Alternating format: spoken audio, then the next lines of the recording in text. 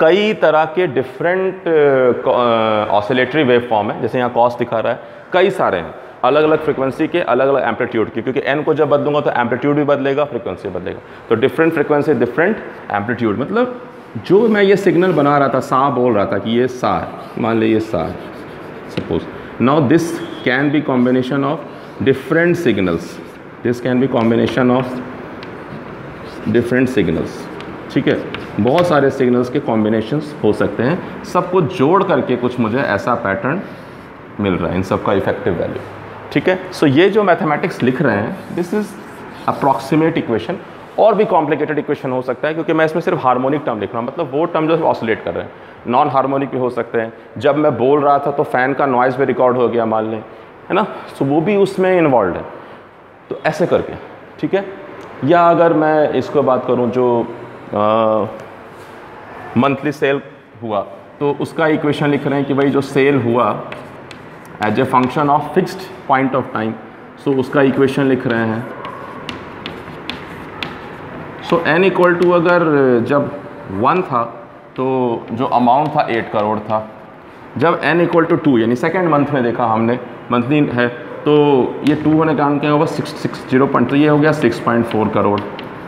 तो ऐसे करके इन्फॉर्मेशन मिल जाएगा हमें, तो ये मैथमेटिक्स लिख दिया, वहाँ हमने ग्राफ से बना दिया, उस ग्राफ का मैथमेटिक्स लिख दिया, ठीक है। सो इस तरह से करके जो है हम रिप्रेजेंटेशन कर सकते हैं, और भी तरीके हैं, बट ये जो है वो बहुत ही रियल लाइफ सिग्नल्स हैं और ये कॉम्प्लिकेटेड होंगे, तो इनका सिर्फ इशारा कर दिया है कि इस तरह से इक्वेशंस दिखते हैं। अभी इसको उतना नहीं पढ़ना है यहाँ पर, जब समय आएगा तो बात करेंगे, जितनी ज़रूरत होगी उतनी, बट एक्सेप्ट कर लें कि भाई इस तरह के जो है आपको सिग्नल्स मिलेंगे, ठीक है।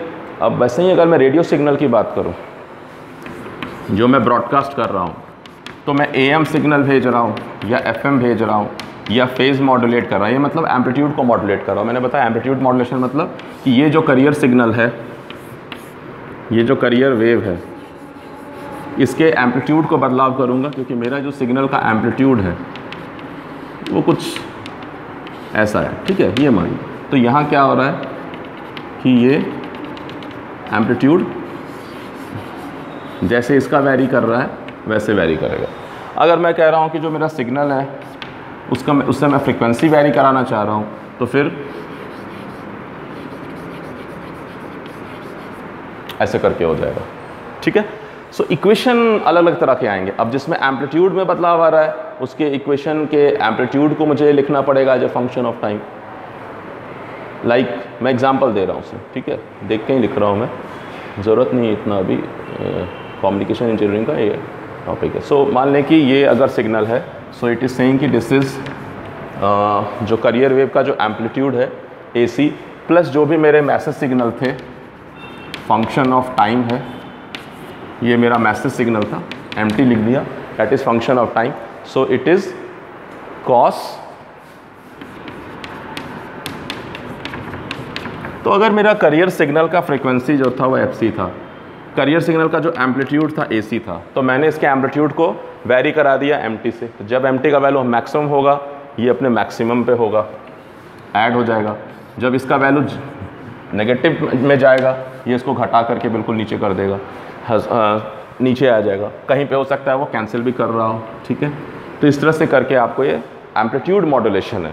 फ्रीक्वेंसी मॉड्यूलेशन में क्या होगा, AC सेम रखूँगा, फ्रीक्वेंसी के इक्वेशन में बदलाव करूँगा, ठीक है, क्योंकि यहाँ कह रहा हूँ ये सेम है, लेकिन फ्रीक्वेंसी ऑफ सिग्नल बदल जाएगी। तो इस इक्वेशन को कैसे लिख रहे हैं, AC cos अब 2 पाई FCT, ये तो मेरा कैरियर वेव का फ्रीक्वेंसी हो गया, प्लस 2 पाई KF,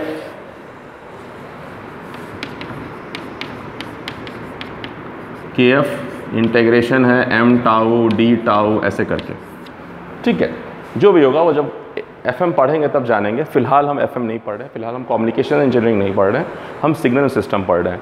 पर्पस ये है बताने का कि सिग्नल्स में बहुत सारे इन्फॉर्मेशन है, उस इन्फॉर्मेशन से पता चल जाएगा कि किस में क्या बदलाव आ रहा है। जैसे यहाँ देख के पता चल जाएगा ओके यहाँ एम्पलीट्यूड बदल रहा है, यहाँ देख के पता चल जाएगा यहाँ फ्रिक्वेंसी बदल रहा है, ग्राफ को देख के पता चल जाएगा क्या बदल रहा है। सो इसके बदलने से हमारा जो ट्रांसमिशन का पैटर्न है, जो ट्रांसमिशन के जो बिहेवियर बदल जाएंगे कि AM सिग्नल जो है लॉन्ग डिस्टेंस पे ज़्यादा बेटर काम कर रहा है, लेकिन FM सिग्नल जो अगर हम ब्रॉड रेंज की बात कर रहे हैं, हाई फाइडेलिटी की बात कर रहे हैं तो ज़्यादा अच्छा आएगा। AM में अगर हम सॉन्ग भेजेंगे तो डिस्टॉर्टेड साउंड भी आ सकता है, FM में नहीं आएगा। ठीक है, सो इस तरह से जो है मैथमेटिकल इक्वेशंस लिखे जाएंगे, है ना। और जो लास्ट मैंने दिखाया कि मान लें कि ये एक लाइन पे मैंने चार्ज, तो अब यहाँ जो लैम्डा है वो हो सकता है कांस्टेंट हो, यानी per unit length total amount of charge अगर इस पर Q है और टोटल लेंथ L है तो Q/L is constant, lambda constant है। या लैम्डा हो सकता है फंक्शन ऑफ हो x, यानी जैसे जैसे मैं डिस्टेंस बढ़ाऊंगा जो चार्ज का डेंसिटी है वो बढ़ते जाएगा, मतलब ज़्यादा अमाउंट ऑफ चार्ज रख रहा हूँ। शुरू में 0 चार्ज रख रहा हूँ, Q रख रहा हूँ, फिर मैं Q × 2 है तो 2Q रख रहा हूँ, 3Q रख रहा हूँ, 4Q रख रहा हूँ, तो मैं चार्ज जो है बढ़ाते जा रहा हूँ, उसी पे डेंसिटी ऑफ चार्ज ज़्यादा है।